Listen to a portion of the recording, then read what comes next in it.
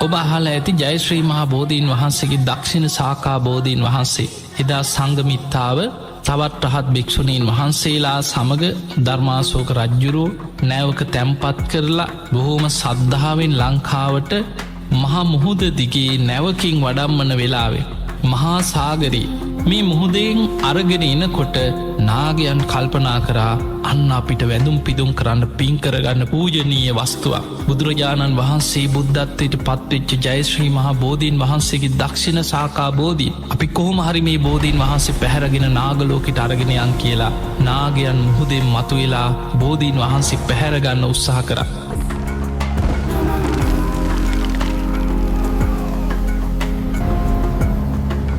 නමුත් සංගමිතා රහත් භික්ෂුණිය බොහොම යුද්ධි බල සම්පන්න කෙනෙ.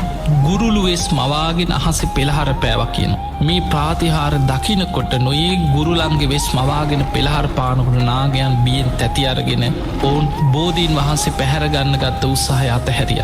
හැබැයි ඊළඟවතාවේ ආයමත් මුහදේ මතුවෙලා බැගෑ පත්ව ඉල්ලීමක් කරා.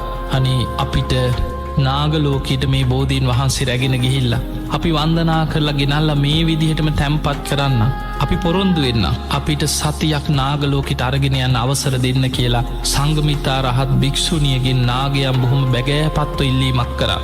මේ නාගයන් ගැන අනුකම්පා කරපු සංගමිත්තාව සතියක් නාලොවට අරගෙන ගිහිල්ල බෝධීන් වහන්සේට පුද පූජා කරන්න නාගයන්ට පැවරුවා. මේ නාගයන් මහා සාගරයෙන් මතුවෙලා බොහොම සද්ධාවෙන් දක්ෂිණ සාකා බෝධීන් වහන්සේ නාගලෝකයට අරගෙන ගිහිල්ලා.